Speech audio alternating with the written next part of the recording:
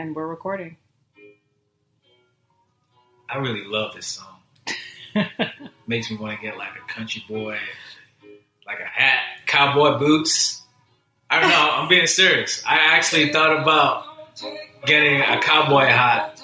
And I didn't even know they had Gucci cowboy hats. That's pretty my hot. God. Didn't we already talk about Gucci being canceled? It's back now. Welcome back, guys. Welcome back to A Different World podcast. Yes. The podcast where we like to have disruptive conversations about sex, politics, religion, pop culture, and everything else in between. I'm your host, Corey Kareem, along next side to the lovely Angelina Williams. And this is the show where we like to educate and entertain. And today, I'm gonna let Angie take it over. Today, what we gonna discuss? It's language, actually something that I really appreciate and enjoy as our culture continues to change. When I say culture, I mean like this pop culture, Instagram, social media era. Yeah. We have language changing and people are arguably weaponizing language. And it's so interesting because one of the words that we're going to be discussing is being the term triggered.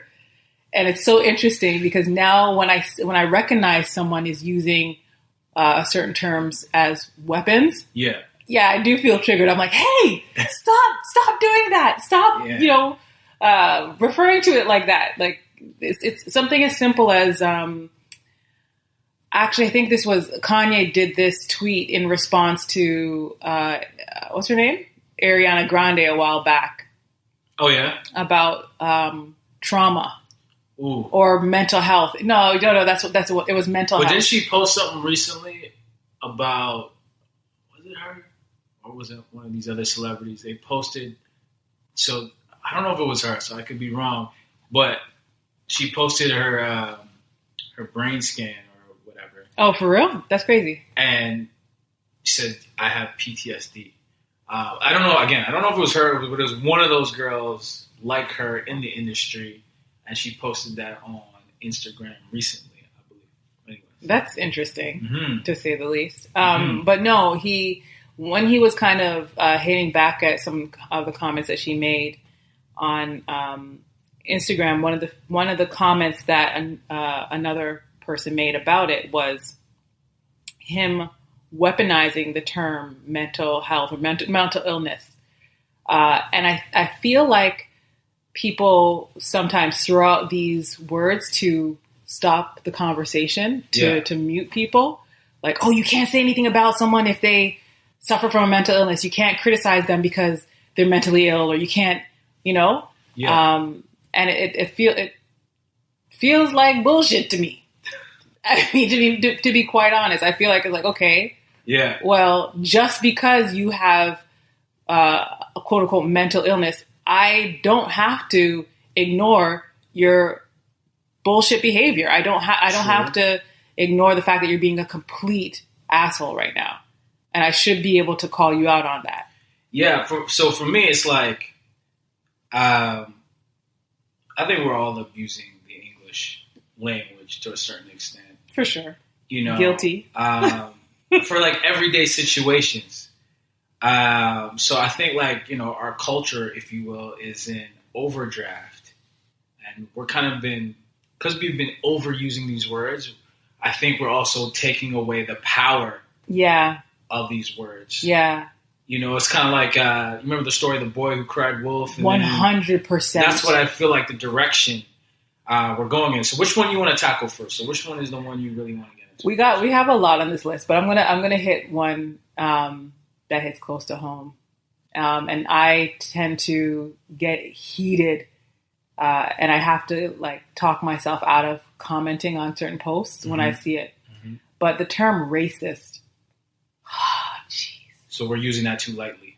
Way too lightly. So give me an example. What are you talking about? Give me an instance that happened in the last 6-12 months of that being used in the wrong. There's so many of them. I can't even think. There's so many of them.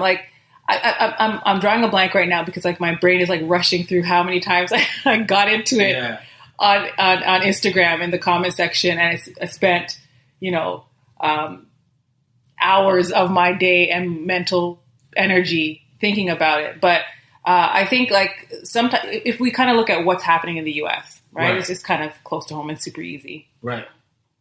There's a lot of racially charged stuff happening, and it's part of the history of the country, actually. So it's nothing new, but we're just documenting it in different ways.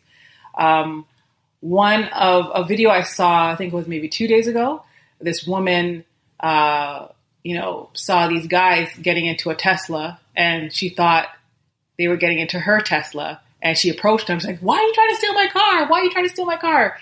I mean, I don't know. Maybe the woman was tired. I don't know what was happening. They're like, "Dummy, how are you going to steal an electric car? Like, you have like a fingerprint essentially. Like, you can't steal this car. What are you talking about? This is not your car." Yeah. And she looked around and she's like, "Oh crap, my bad. Yeah, I'm so sorry." Like, again, it's an honest mistake. She probably was just hella exhausted or disoriented or whatever. So she was Caucasian. She was a white woman. Yeah. And folks were going to town in the comment section. Black Twitter. And just, but here's the interesting thing about it. The people that I see abusing the term racist is not Black people. It's arguably white liberals. Interesting. Right? That's racist. How dare she? I mean, of course, I don't know if they sound like that. Right. I'm just reading. But it's just like this, she's racist, racist, racist, racist. That's not racism. Like, she mistook that car for her car. Right. And I mean, it was a stupid thing for her to approach it, like roll up on the dudes the way she did. But, this is her white privilege and whatever. Oh, okay, she happens to be white, yeah. Yeah. They happen to be men of color, sure, but nothing about that was racist. See, my thing is, me anyways. We'll get into this earlier, is I think part of the issue with social media is because the format of all these platforms is putting things into very short, snackable sound bites, we're never really getting the full picture. Right. And so it's so easy to take things out of context without understanding things. And then, speaking of one of the words we'll get to, triggered by these short, snackable sound bites when we're not seeing the full picture, not seeing the full story. So a part of that story could be, and again, we don't know, is that, this person maybe worked a 15-hour day. She was slightly disoriented because she was tired. She just wanted to get in her car, and then she sees these people get into what looked like her car. All that matters. Yeah. But it's just the reality of the situation. It's crazy because you could see, like, when she like put two and two together, you could see just the sheer embarrassment on her face. Right. Like, was she apologetic? Of course she was. She's like, I'm so sorry. And she's kind of looking around confused now. She's like, I'm so sorry. I'm so sorry. Because the man was even like, "Yo, are you off your meds?" Right? And it's not just like he was being kind of like a little insulting, right? But you could, like, anybody could have made that mistake, right? Sure. Like, and she turned around and saw her car a few aisles down, right? So it was like her car was in the vicinity. So you coming out of a store or whatever, and you see people in what looks just like your car, and it's an honest mistake. So it seems like what people are doing is taking any negative interaction between a white person and people of color and yelling racism. And I mean, just as stupid as that is like this whole term of reverse racism, but that's another conversation for another day. Because guess what, guys? Reverse racism isn't real. So I got one for you. I'm offended. I'm offended that you're offended. I'm offended by what you just said. Yeah. For me, when I hear people say that, and I feel this is a word that everybody on both sides I think this word everyone's abusing. Doesn't matter what color, ethnicity you are. So I feel like our generation, or maybe even society, really, has become too easily offended, or we just lost sight or understanding of what that word really is supposed to mean. Right. Like, do you think, let me ask you that, because of this, because of the nature of our society as it stands right now, do you think that this affects our ability to be honest? Because you're thinking, is my honesty going to offend this person? Yeah, for sure. I definitely think that we are editing ourselves in a huge way. I pray to God that I don't fall into that. I want to always speak my truth. And I think that if, for me, what allows me to, again, speak my truth and move relatively freely is if whatever I'm saying is coming from my personal experience and from my truth, if you will. Right. Now, you said, like, do you even know what being offended is? And I don't think so. I think people are like, I don't like what you said. Right. You know, what you said doesn't make me feel good. Right. So I'm offended. How dare you? You don't have the right to say that. Well, yes, I do have the right to say whatever the hell I just said. Right. You don't have to like it. And that's cool. Right. That doesn't mean that I should now mute myself. Right. So it's like, for me, I think about it.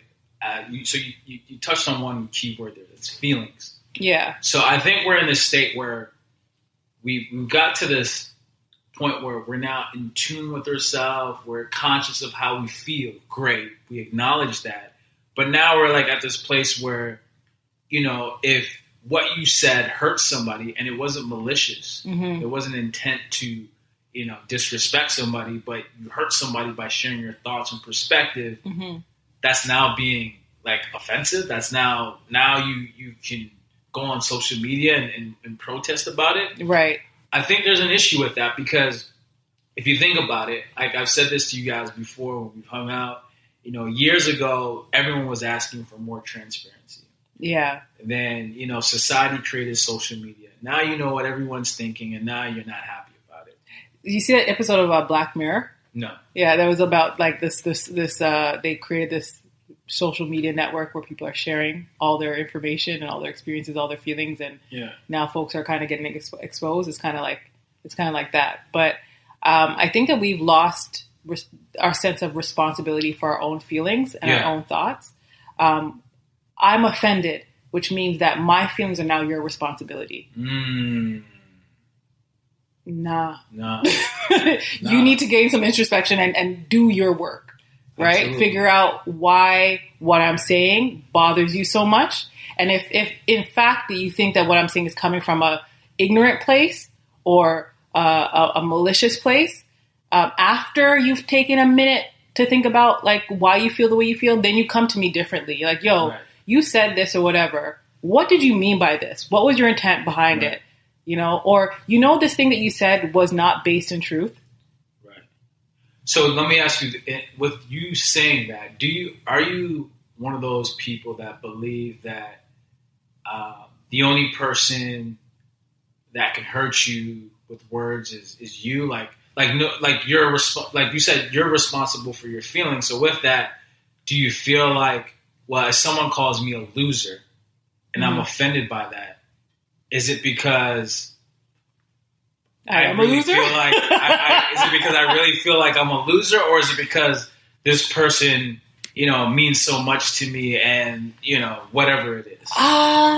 That's complicated, right? Because I think sometimes the things that cut you really deep is because there's a little bit of truth to it. Absolutely. Right? Like it's leading into your own insecurities. So that's why I say if like someone says something to me and it hurts me, it's important for me to pause and examine, like, why am I hurt by it? And that's important. And because, you know, it makes me think of, Pastor Stephen Furtick, he had this... Love that guy. Elevation Church. He had this sermon, I think, last week or a week before. And he's talking about curiosity kills the cat. That old adage. Yeah, I saw that one. And he's like, he goes back to the original meaning behind it. And it was... The original meaning started from care killed the cat, as in too much care killed the cat. So, and then he was relating it to, like, you know, when you care too much, you kind of hurt your own self. Like you put too much emphasis on what other people think. And then it made me think about, I heard this philosopher speak, and I'm totally going to chop this up and say this incorrectly, but this philosopher speak, he said, what you actually think of yourself is not what you actually think. You're thinking what the other person thinks of what you're thinking of yourself. Mm-hmm. That makes sense. So you're always thinking like, how does this person view me in this moment right now? You're thinking about that. Miguel Ruiz talks about that in the Four Agreements. Yeah. So, but yeah, man, I think it's a word that, you know, people are overusing and abusing. And I don't know. I always try to tell people like the book, you know, fuck your feelings a little bit. Mm-hmm. You know, there's a time to acknowledge them. But for the most part, I think right now in society, I feel that people are a little bit too caught up in their feelings. Like, yeah.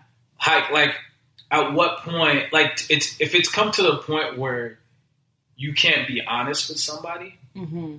like it's better to lie to them than to be honest because, you know, they might feel some type of way and they might want to do this, then I think that's a dangerous place for us. Absolutely. Absolutely.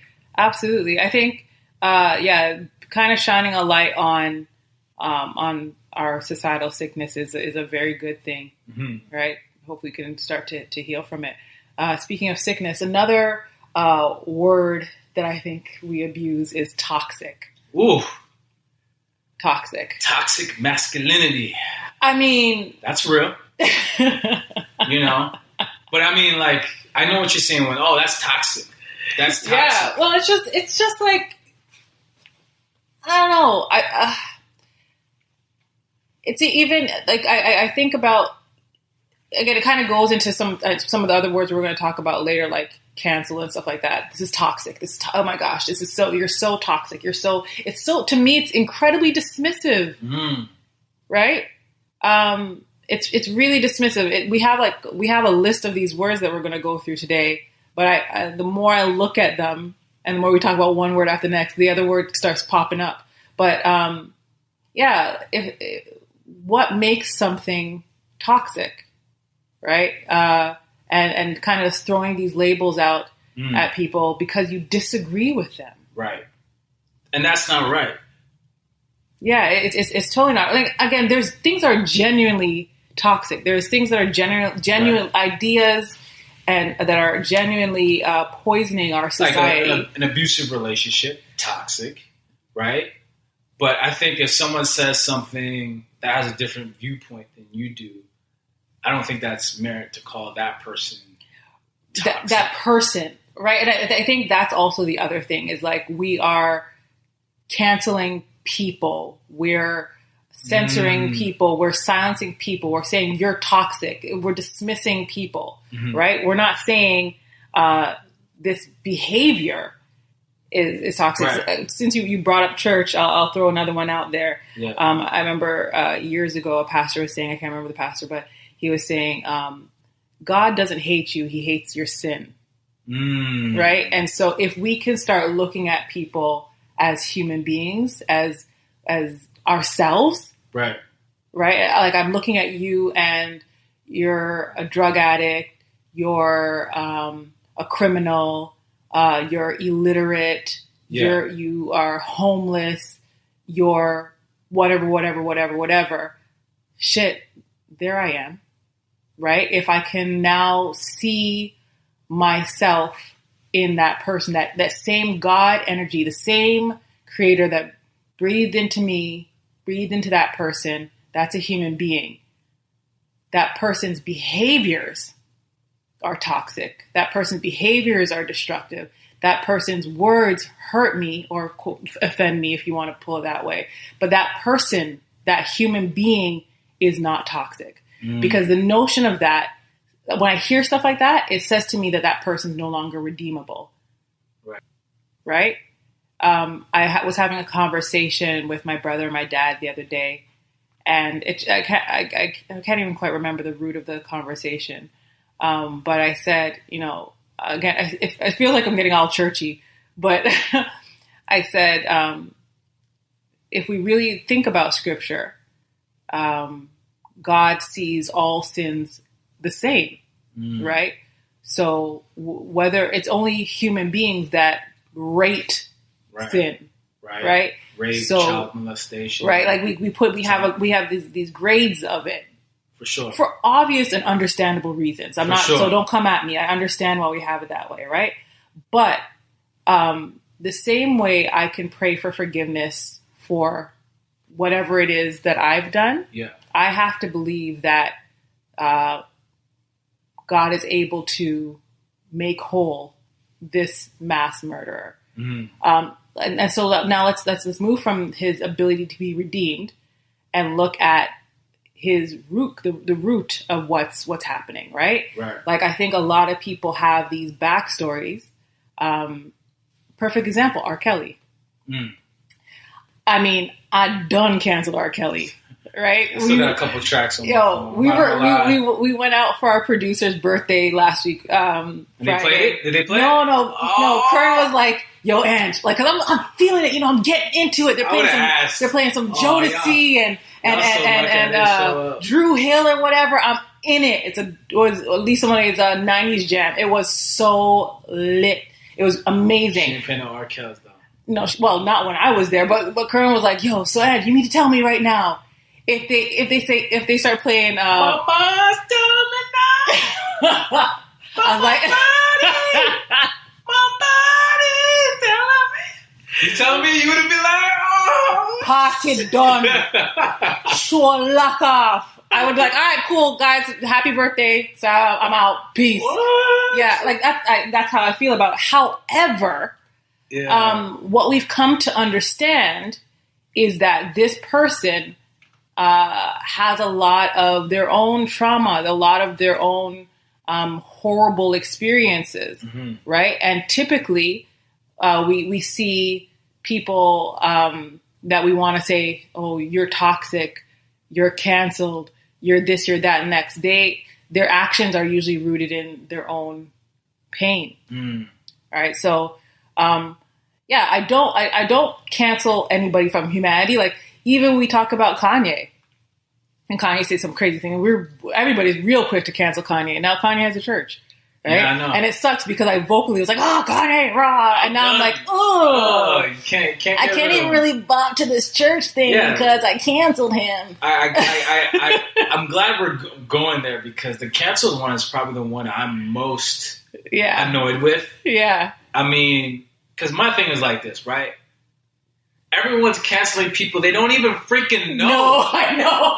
So how much of a social activist or whatever you want to call yourself, like, you don't even know the guy. You don't have his number. But they keep their raggedy, toxic ass people in their life, on the regular. So my whole thing is like, before you go out canceling celebrities you don't even know, why don't you cancel the bum guy it's a deadbeat father or who's a woman abuser or your homegirl that has 5 different kids by 5 different guys. Like, well, you can't really. Hey, pause. You can't really cancel her because she didn't make those babies by herself. If she's taking care of her 5 kids, you can't cancel her. What you can cancel her for if she's doing some other ratchet kind of stuff. Like, so find something else. Like, I don't know. She steals people's money. She does credit card scams or whatever. I don't know. But like, having children is not a cancelable offense, especially if you're taking care of them.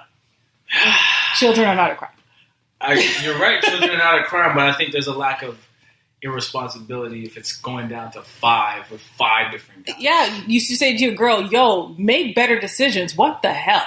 Right. Like, what's happening in your life while you're like just picking then I think bum she's guys? Doing disservice to her children. Of course, absolutely. But I mean, canceling her because she chooses like guys that leave her? I don't know, man, because I feel like I actually don't even think that you should necessarily cancel, like you said, the dudes that are deadbeat dads. What I think you should do is like drape them up by their collar and be like, yo, you're a loser for that shit. Yeah, I'm speaking more figuratively, but I'm just saying like, before you cancel Kanye and the rest of them, Kodak Black, your favorite. I don't think I canceled Kodak Black. I don't even care. I canceled Kanye because he hurt me. He hurt me deep. My whole thing was, check your friends first. Yeah, for real. Check your people in your circle. Yeah. Before you start canceling celebrities, you don't even know. Like that to me is whack. That whole cancel culture. For sure. And I mean, and the offenses are not even that big, right? Like. So with that, I wanted to get into, and I know we had talked about this on a previous episode. Mm-hmm. Has our culture, have we forgotten how to forgive? For sure. For sure. I wonder sometimes if it's because we have manufactured this image of what life's supposed to be, what life looks like. So if you're falling short of that, then, we're not very flexible. It's interesting because in some ways we've become a lot more liberal and flexible in some ways. Become a lot more conservative. Yeah, for sure. Absolutely. Because I was thinking about this. So when I was in high school, I'm going to date myself. Facebook wasn't a thing yet. Facebook wasn't a thing until I was in college. Right. That's when Facebook came out. My first year in college, Facebook became a thing. So I was thinking about all the dumb shit I did in high school. Mm-hmm. And I didn't do that much dumb shit. I was a pretty good guy. But really there was some dumb shit I did. I was just and said, and beliefs that I had. If there was a Facebook, a Twitter, an IG, and people were to pull that up, who doesn't have that, right? So I just feel like it's a little bit, I don't know. I just don't feel like that's a right mindset to have. This culture that we've created that is unforgiving. How dare you say that? Because there's a record of everything. Yeah, you didn't say anything that was dumbass when you were 15 years old? Come on. It was interesting because I used to post a lot on Facebook, a lot. And someone offline said to me, yo, so I hear you have political ambitions. I'm like, yeah. So what about all that stuff you have on Facebook? Right. And I was like, yeah? You're not worried about it? Yeah. No. Well, why not? Well, because I can justify or I can explain where my mind was in the time that I wrote it. Right. Right. And I am always true about my ability to grow and evolve. And so if anybody kind of came back and said, yo, you said da da da da. Yeah, I said that. So with that, I hear you. In theory, you're right. But I don't believe we're allowing people to have a past. Mm-hmm. I don't believe that we believe as a people, as a society, that people can change. For sure. But I think the problem is that PR people are doing it wrong, right? Maybe I have an Olivia Pope approach to this thing, this damage control stuff. Mm-hmm. Don't lie, right? Get out ahead of it. So, for example, if I used obviously offensive language or had a less than popular point of view at a particular time in my life, mm-hmm. I would own that, right? So people try to act like it didn't happen, try to explain it away and try to whatever. I've already in my life, I've had someone in my life try to throw my past in my face. Mm. And I'm like, glory be to God. Look how I've grown. Mm. Simple argument done, right? You can't go any further from that. Yeah, man. Look where I'm coming from. These are the thoughts and ideas I had back then. And look at me now. Mm-hmm. Let's celebrate on that. Mm. So there's nothing that anybody can pull up from my past and throw at me because all of that stuff makes me who I am today. And I like who I am today. Right. So let's try and throw a wrench in there for a second. Go on ahead. So I'm Caucasian. Yes. And I say something that could be seen as racist. When mm-hmm. I was 17, I'm now 27. Mm-hmm. 10 years later, totally different guy. Yeah. So that comes up in society again. Yeah. That's redeemable. Absolutely. I mean, in the sense that, is it coming up to say, oh, look, he did it again, mm-hmm. and he's had these ideas this whole time, and mm-hmm. he's, been problematic this whole 10-year period, mm-hmm. or is it I'm living good, my nose is clean, and somebody with their fast, nosy self went back and dug up, these tweets or these videos of me 10 years ago to say, hey, look what this person did 10 years ago. Mm-hmm. So. Right. There is this actually happened. Jeffree Star. Right. Right. Who is this famed YouTuber. Tapping into a couple of things. Yeah, he Justin said, Bieber had a thing. Oh yeah. Right? But the problem with this whole canceling thing is that the measurements are never consistent, right? Like what will get one person canceled, other people are like, whatever. Like it's just there's no standardized measurement, you know, for what is acceptable, what's not. So that's typically why I don't really sign on to those things. But if a person has shown obvious growth, or if we're seeing that a person is doing these things again by being disparaging to Black people presently, and people are pulling up these old tweets and these old videos to say, see, they've been on this. Right. So don't act surprised that they're doing it now. They've been on this. That's a completely different story. Right. But sometimes people see people winning and they want to pull up their old stuff and be like, look, you suck. Look, you don't deserve your trophy. Whatever. Yeah. That's fair. I can say that. So your advice would be to people that might have a video like that floating around on Facebook or whatever is to own it and say, that's who I was, but that's not who I am now. Absolutely. That's fair. Yeah. I can ride with that. I'm just not a cancel culture person anyways. I believe that, you know, we all make mistakes and we'll continue to make a variety of mistakes. And I think it's all about ownership at the end of the day. I think that entire communities or cultures can cancel ideas and mindsets and behaviors. Those are things I think you can like cancel. Right. You know, like misogyny, cancel that. Right. And so you'll see those behaviors just like our last week's episode, we were talking about hip hop, right? And some of the messed up things in that community, in that culture.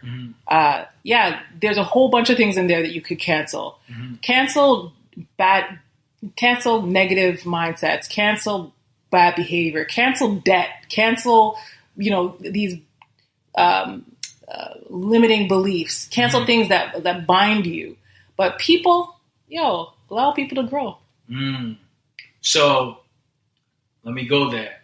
So if a year from now, Kodak Black comes and says, I'm a changed man, I'm this, I'm that, you riding with it? Of course. Listen, again, the only reason why Kodak Black came in the conversation last week was because I was trying to expose the hypocrisy in the outrage. Right? Because to me, he's been trashed since time in terms of his ideas, the things he said, his behaviors. You called him self-hating. Right?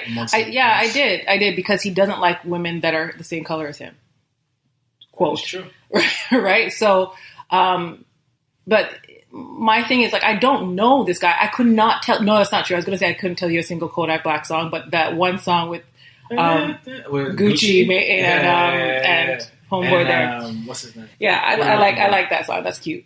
But yeah, I don't. He's not for me, right? So he wasn't on in order for me to cancel him in the first place. Like he's not for me, right? But I have to say, if he is a person that says, "Yo, I when I was a child, I spoke like a child. Now I'm a man. I do grown man things." I was like, "All right, yeah, you know, come true." And there's some people that try to use that, like who I wasn't impressed with. They try to spin it kind of like that was just hilarious. Yeah, she tried to be like, "I'm young." I was like, I didn't know nothing about Jess. Yeah. I looked up her age. I'm like, "Yo, bro, you 28." I'm like, I'm young. I don't know any better.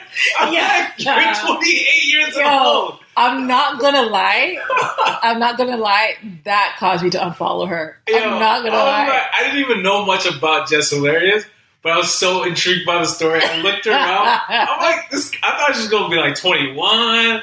She's 28. I don't know any better. Come on. Yeah. And then she's like, plus, it's not like I got him kicked off the plane. I'm like, oh. But the mere, that I'm not even going to touch on that. I'm not going to touch on that at all.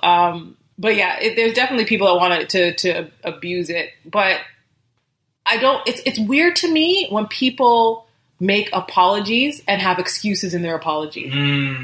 That's a huge turnoff to me. Yes. Just say the thing was wrong and done. Don't provide excuses. Because that to me means that the apology is not sincere. Right. It's not real. You're just doing it to save your ass, save your money, your revenue stream. And when I heard Jess Hilarious' apology, I was like, okay, that's clearly what you're trying to do if you end the sentence. Well, plus, I didn't get him kicked off the plane. But on top of that, like if she wanted to be wrong and strong, as my mom would put it, in a message that she had before, she's like, F you guys, if you want to cancel me, and da-da-da-da, like, F you, and like sticking up her middle finger, calling people bitches and stuff like that. So when people were calling her out, I say, yo, that is really ignorant what you're doing, right? She wanted to be wrong and strong, so take your bun. You know, take your lumps and go.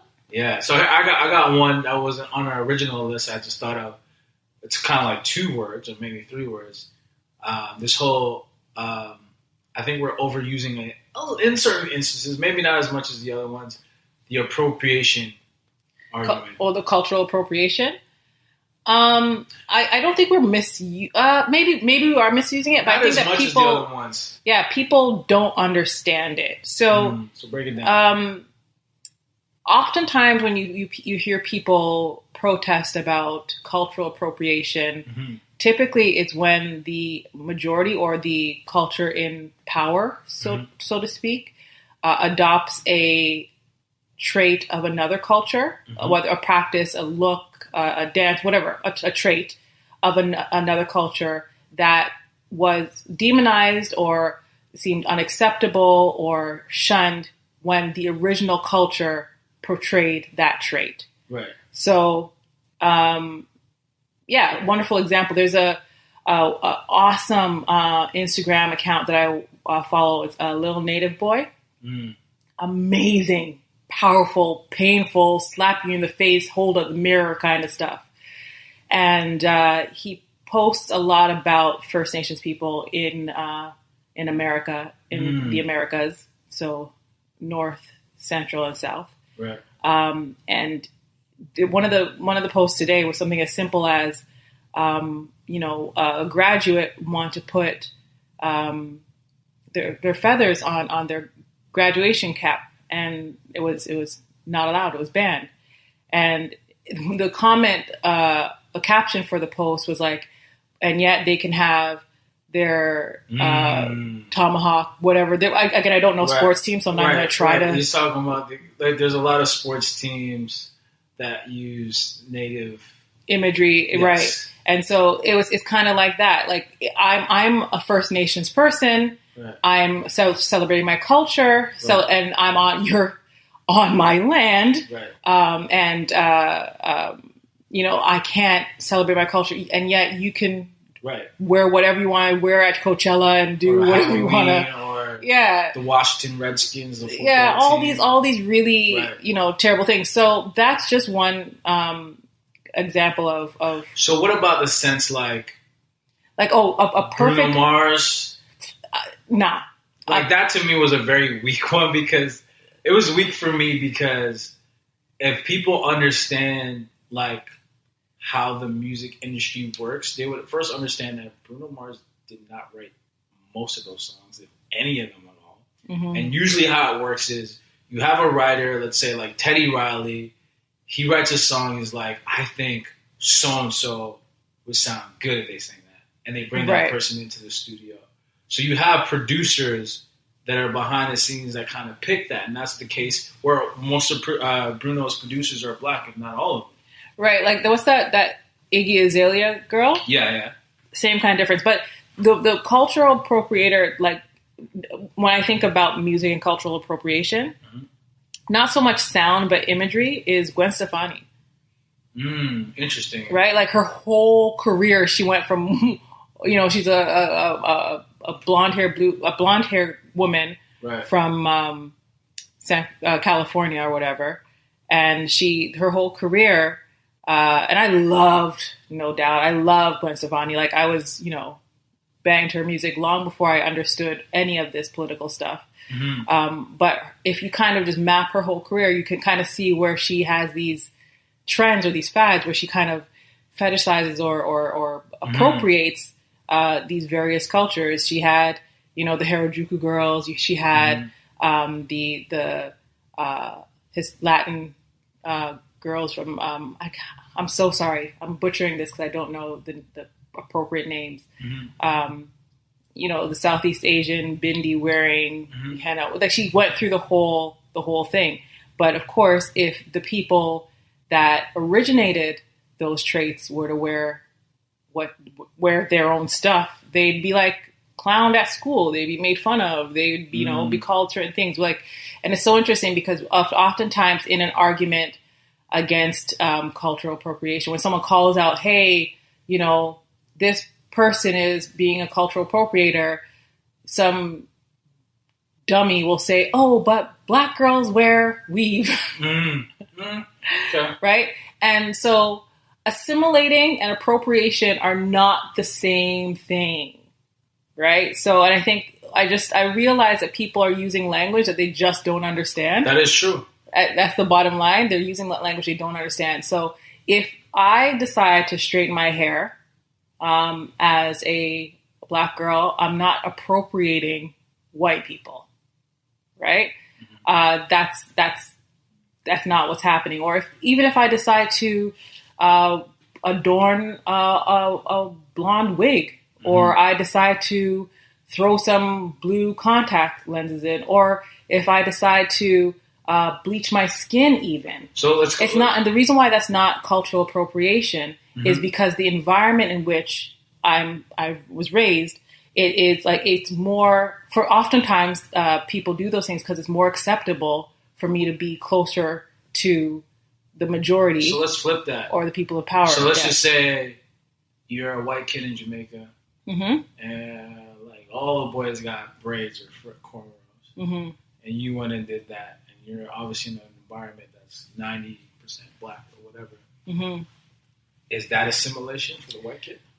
Yeah, here's the thing. We all know, I don't know if you guys all know, but many people are familiar with the comedian White Yachty, right? And it's crazy because I see him and all I see is a Jamaican. But because Jamaica is a country, not a race, you know what I mean? So there's people, the Jamaican model is from many one people. Right. And yeah, we're just raised a little bit differently. We see people of all colors and ethnicities, and Jamaicans typically identify as Jamaican first, and then everything else comes after. So that one's a little bit tricky for me. But that's also like a similar argument. It's like why the whole Bruno Mars thing doesn't hold weight for me. Is Bruno, like he's singing music that is part of his culture in the sense of where he grew up, the environment that he grew up in, and this is who he is. Right. So, I mean, it's a really slippery slope. It's a tricky conversation to have. I also don't think it's necessarily wrong to celebrate and participate in other people's cultures if you're doing it, one, respectfully, and you're not wearing people's stuff as a costume. And I think that's sometimes where you see a lot of the pushback is that when people adorn elements of a culture in a theatrical, comical kind of way, but if you love the culture, like there's a video I think that you shared with me about the Korean girl that grew up in a Black family. Yeah. So I remember that. Yeah. And so it's like if this is all you know, this is all you know. Right, and that video was powerful to me because it just showed that culture is more influential than race. For sure. Depending on where you grew up, and we see that time and time again, which is why it's funny when you're talking about the whole Jamaican thing. Like when people see like a white Jamaican or a Jamaican with Indian background or Indian ethnicity, and they hear his accent, they get like what? Where did that come from? It's because what media portrays is Jamaica equals Black, and real Jamaicans know that's not true. Because every single Jamaican has someone that's Asian leaning or Caucasian leaning or whatever. Like that's kind of what it is. Absolutely. So the last one I'll throw out is the one you're gonna love: feminism. Yeah, the weaponizing of those terms. Kind of similar, to the whole.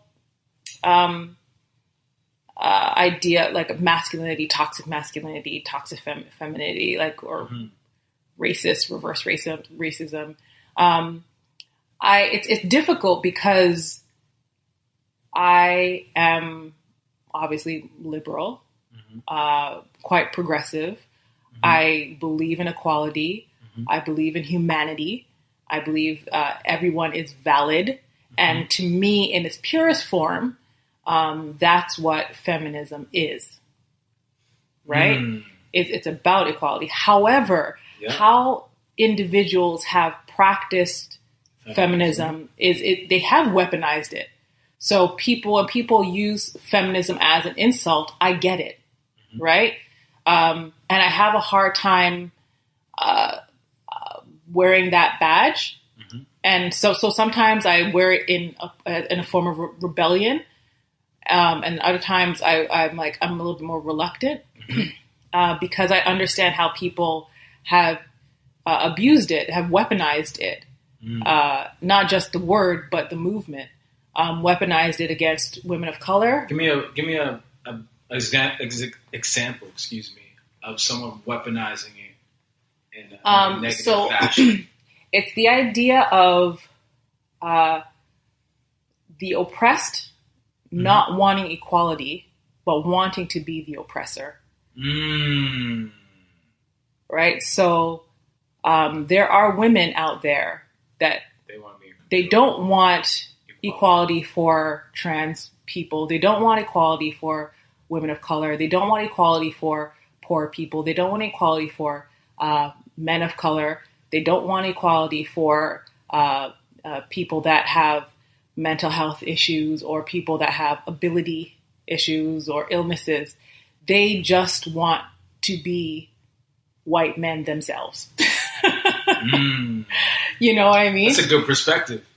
Because it's like, I just want to be the person on top. Right. And as a guy, sometimes I will say sometimes it does feel like that. For sure, because it's real. It doesn't have to feel like that. That's a reality that exists out there, right? And so, what I think some men push against is this feminist talk that robs them of their humanity.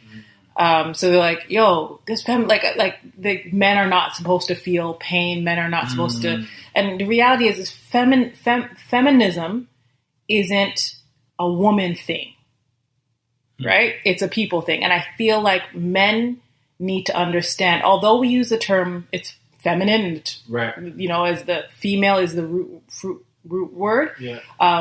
It's not about solely, it's not a woman's thing. So if women are doing well, right? If women are equal, then men are equal. Men are doing well. Like it's a kind of like an rising tide lifts all boats, that kind of idea. Right.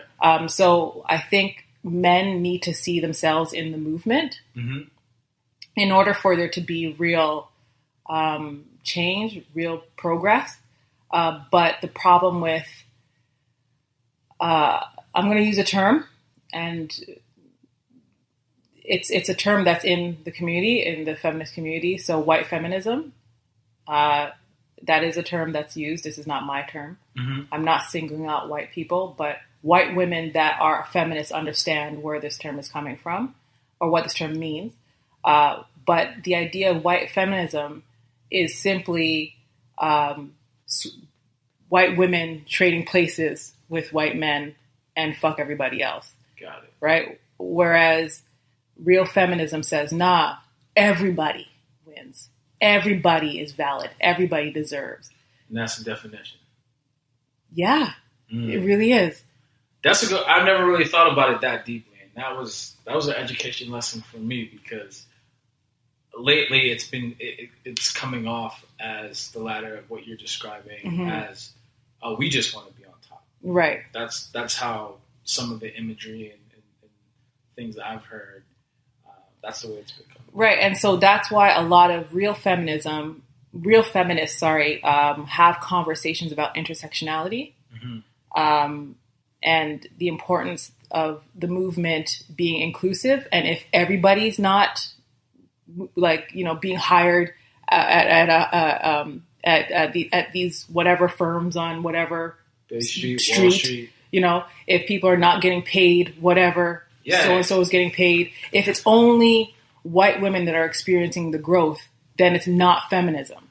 And it's funny you mentioned that. There was like a town hall event at a company, and somebody asked, "What are we doing about?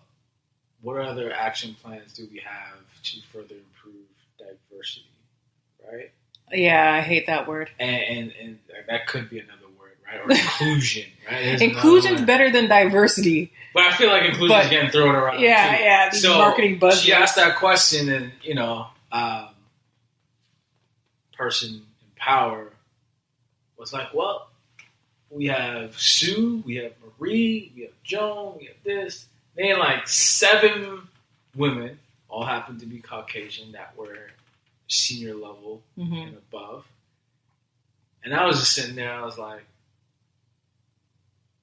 that's not really diverse, though. Right. You know what I mean? Yeah, for sure. So, like, it's just like, to him, diversity means, like, look, I got women in right. in Or this position. or let me check off my pride quota so I could hang my flag. You know, hey, I got a gay white guy on my panel, so yes, there we go, done.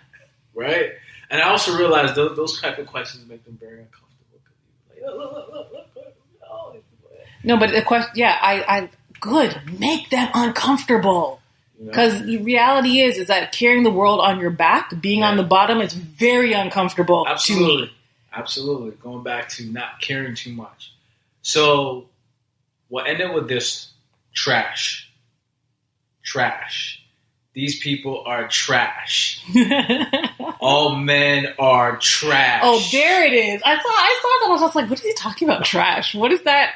All men are trash. So I got thing you. is, like, taking an instance, an occasion, a situation, and then applying it to a whole group of people is what irritates me. I was like, because your man cheated on you 5 times does not mean all men are trash. That's how I feel. Okay, here's the thing. You're in marketing, so you know why people do that, right? It's to trigger. It's to get your attention. I'm going to say, "Oh, all men are trash." It's because it's an extreme, exaggerated statement because what I'm feeling right now is extreme.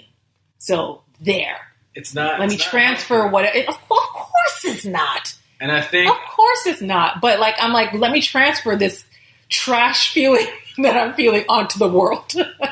Or so we were talking about earlier. We're talking about how, can our society, have we forgotten how to forgive? Can someone be redeemed? And we've all checked those boxes and said, yeah. So if someone has said something that was wrong or, disruptive in a very negative way, I think we should also refrain from saying they are trash. Maybe say what they're saying is trash. I think we say they're trash for expediency. It's lazy. I think we mentioned this. We become really lazy with our language and the things that we say. We just kind of throw it out there. We're a headline kind of culture, right? So say the thing that's going to catch someone's attention and then move the fuck on. That's it. And so it's destructive, right? We don't have time for conversations, really. Something that we talked about earlier today is like even how the type of media that we consume. It's like, you have these YouTubers that have these opinions, get in front of their camera, and they just talk at you. No one's there challenging them. Maybe someone will come in the comment section, but delete comments, block people, right? Whatever. But they're just talking at you. The art of conversation is definitely something I think that we're missing. We're missing, and that's why sometimes, as tricky as it is to produce, I really do appreciate when we have multiple people on this show, right? And could have like a real well-rounded conversation. It's difficult, but it's important. We're going to find a way to do it better, guys. I promise. people say some reckless things just because they're in pain and they want you to feel that pain too. However, there are things out there that are validly trashed, though. That is true, but a lot of the stuff I've heard is just like you just labeling a whole bunch of people, a group of people, and that's what I was referring to. And it's interesting because I when people say men are trash, that's not what they mean. They mean patriarchy is trash. See, for someone like me, they should define that because those are two different things.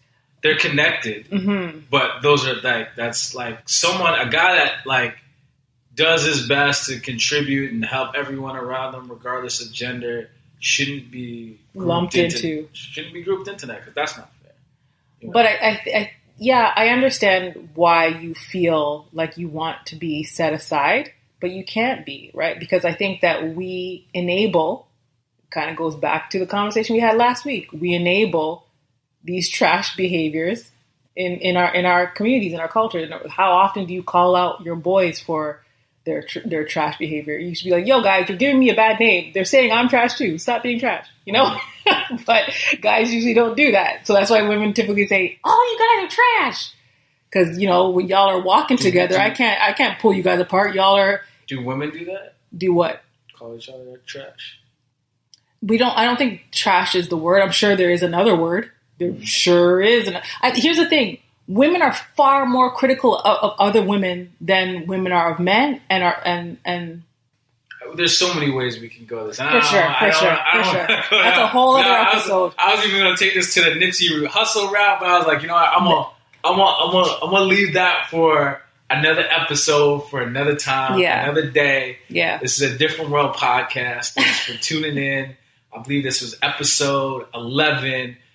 Please make sure to follow us on IG, that's Instagram, at ADW_podcast, or please like, subscribe, comment on our YouTube page. That's at A Different World Podcast on YouTube. Make sure to hit us up. I want to hear all your comments and your feedbacks. I'm your boy, Corey Kareem. Next to Angelina Williams. And in that comment section, tell us, like, what other words do you think we abuse and overuse in this social media era? And we're coming out to one of our new favorites. Oh yeah, man. I'm gonna get some cowboy boots, man. For real, man. Give me like a Gucci cowboy hat. All right, that's dope. Your birthday's coming up, so you're good. Peace and love, y'all. Run till I come.